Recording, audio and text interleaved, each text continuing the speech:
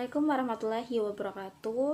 Di sini kami kelompok 9 akan menjelaskan tentang model pembelajaran Student Teams Achievement Division atau disingkat STAD. Di sini saya akan menjelaskan tentang pengertian dari STAD. STAD merupakan singkatan dari Student Teams Achievement Division yang berarti divisi prestasi tim siswa. Model ini dikembangkan oleh Robert Slavin dan rekan-rekannya di Universitas Johns Hopkins. Gagasan utama STAD adalah untuk memacu siswa agar saling mendorong dan membantu satu sama lain untuk menguasai keterampilan yang diajarkan oleh guru.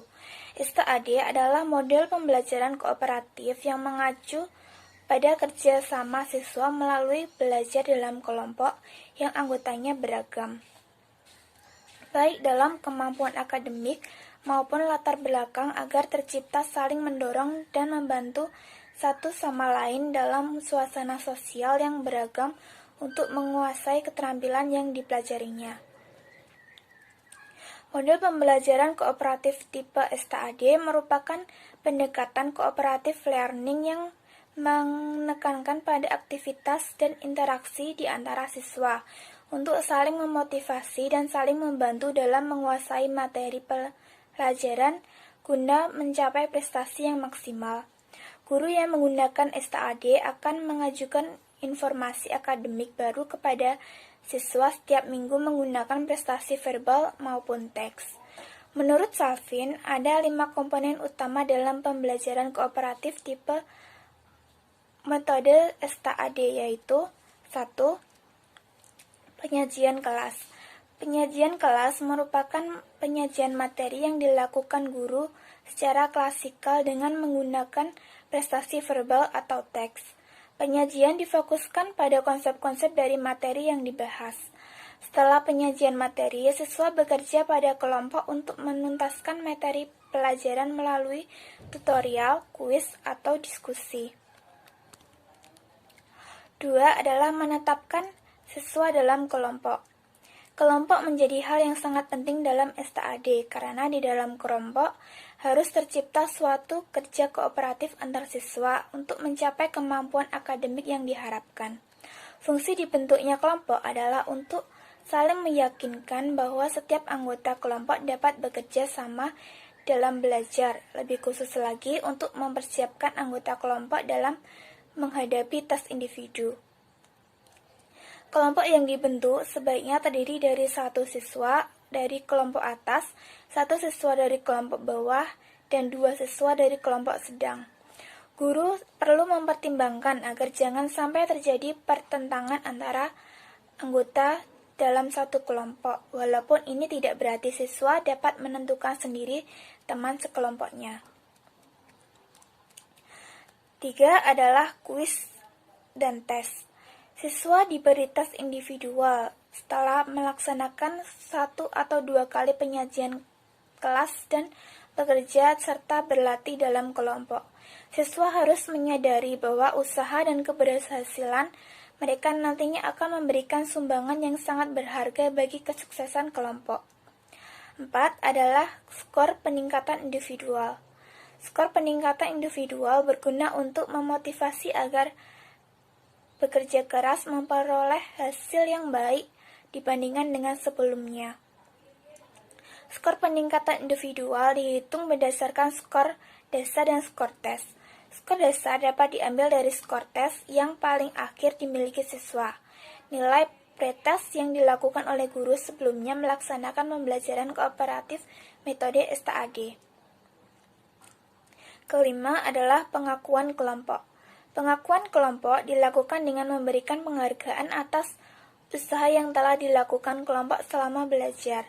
Kelompok dapat diberi sertifikat atau bentuk penghargaan lainnya jika dapat mencapai kriteria yang telah ditetapkan bersama. Pemberian penghargaan ini tergantung dari kreativitas guru. Selanjutnya, saya akan menjelaskan langkah-langkah dalam metode pembelajaran STAD. Adapun langkah-langkah dalam pelaksanaan metode pembelajaran STAD yang dapat dijelaskan adalah sebagai berikut. A. Persiapan STAD. 1. Materi. Materi pembelajaran kooperatif metode STID dirancang sedemikian rupa untuk pembelajaran secara kelompok. Sebelum menyajikan materi pembelajaran, dibuat lembar kegiatan, lembar diskusi yang akan dipelajari kelompok kooperatif, dan lembar jawaban dari lembar kegiatan tersebut. 2. Menetapkan siswa dalam kelompok. Kelompok siswa merupakan bentuk kelompok yang heterogen. Setiap kelompok beranggotakan 4-5 siswa yang terdiri dari siswa yang berkemampuan tinggi, sedang, dan rendah. Bila memungkinkan, harus diperhitungkan juga latar belakang, ras, dan sukunya.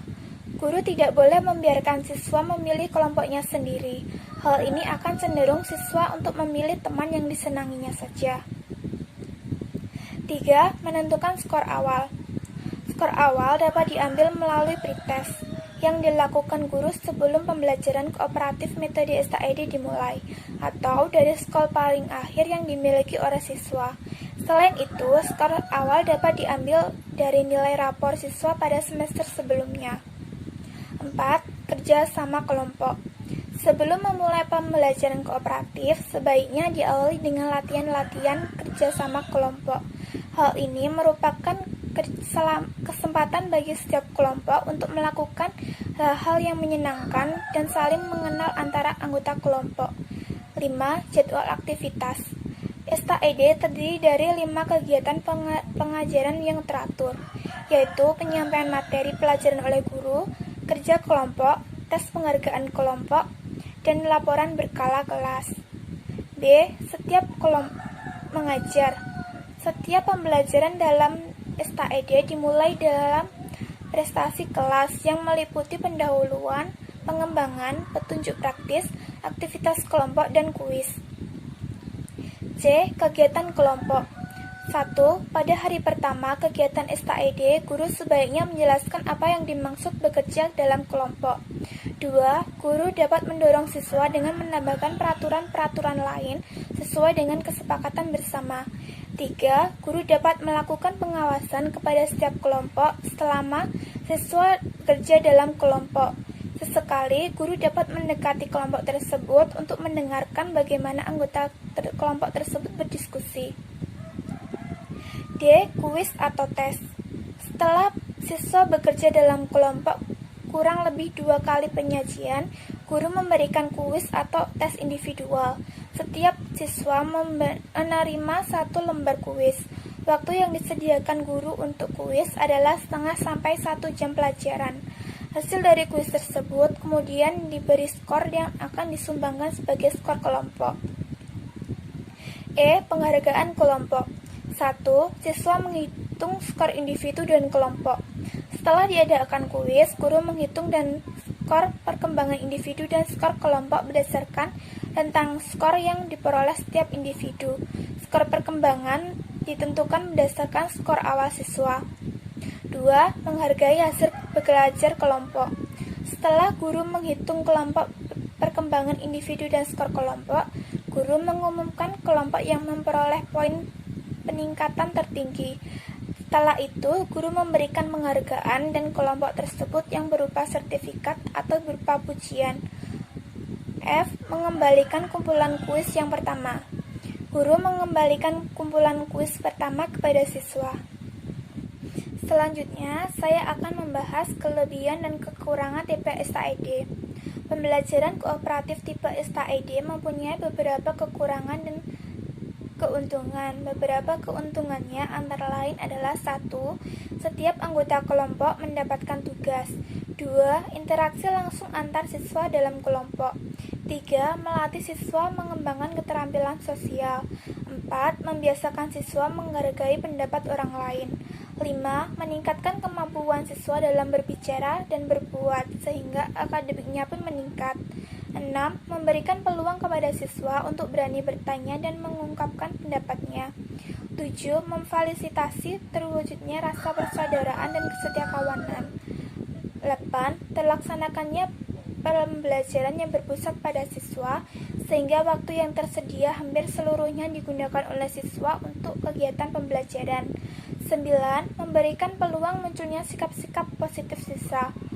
Adapun beberapa kelemahan dalam pembelajaran kooperatif tipe STID antara lain adalah 1. dalam pelaksanaannya di kelas membutuhkan waktu yang relatif lama sehingga sulit untuk mencapai target kurikulum. 2. Dalam mempersiapkannya, guru membutuhkan waktu yang lama. 3. Membutuhkan kemampuan khusus guru sehingga tidak semua guru dapat melakukan dan menggunakan strategi belajar kooperatif. 4. Menuntut sifat tertentu dari siswa, misalnya sifat suka bekerja sama.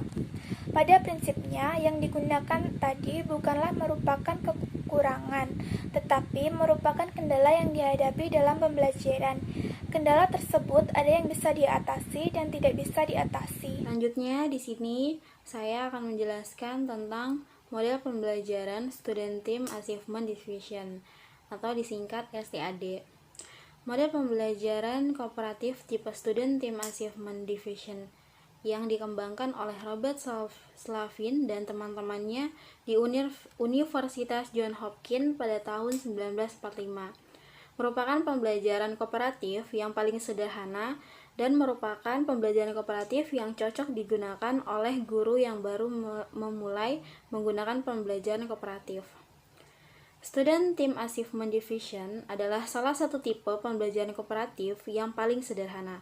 Pembelajaran kooperatif model STAD merupakan proses pembelajaran di mana siswa bekerja atau belajar dalam suasana kerjasama atau kelompok. Nah, kelompok kecil biasanya terdiri dari 4 sampai 5 siswa untuk menguasai atau menyelesaikan materi yang diberikan oleh guru. Pembelajaran kooperatif model STAD merupakan strategi pembelajaran yang melibatkan peran aktif siswa untuk bekerja sama secara kolaboratif dalam mencapai tujuan di dalam pembelajaran. Guru menyajikan pelajaran, kemudian siswa bekerja dalam tim untuk memastikan bahwa seluruh anggota tim telah menguasai pelajaran tersebut. Akhirnya, seluruh siswa dikenai kuis tentang materi itu. Dengan catatan, saat kuis mereka tidak boleh saling membantu. Tipe pembelajaran inilah yang akan diterapkan dalam pembelajaran ilmu pengetahuan sosial. Model pembelajaran kooperatif tipe STAD merupakan pendekatan cooperative learning yang menekankan pada aktivitas dan interaksi di antara siswa untuk saling memotivasi dan saling membantu dalam menguasai materi pelajaran, guna mencapai prestasi yang maksimal. Guru yang menggunakan STAD mengajukan informasi akademik baru kepada siswa setiap minggu menggunakan presentasi verbal atau teks. Menurut Nisberg dan Edmerit, secara umum STAD dapat dilaksanakan dengan langkah-langkah sebagai berikut. Yang pertama, membentuk kelompok yang beranggotakan 4-5 orang secara heterogen, campuran menurut prestasi, jenis kelamin, suku, dan lain-lain. Yang kedua yaitu guru menyajikan pelajaran. Yang ketiga, guru memberikan tugas kepada kelompok untuk dikerjakan oleh anggota-anggota kelompok.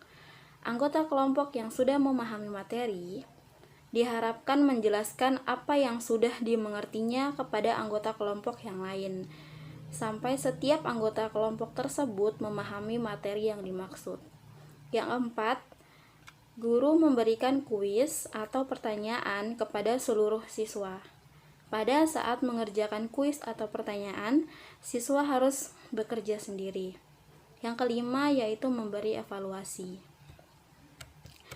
Selanjutnya yaitu penerapan STAD pada pembelajaran PPKN SD, yaitu perencanaan, pelaksanaan, pengamatan, dan refleksi.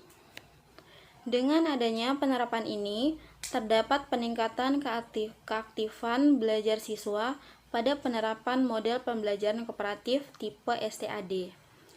Pada mata pelajaran PKN siswa kelas 5 ini, maka dalam proses pembelajaran, aktivitas belajar sangat ditekankan agar dapat mencapai hasil belajar yang optimal.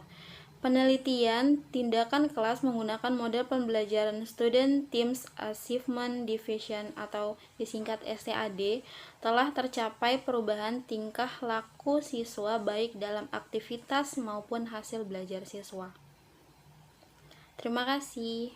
Sekian dari kelompok 9 tentang model pembelajaran Student Team Achievement Division. Kurang lebihnya mohon maaf. Wassalamualaikum warahmatullahi wabarakatuh.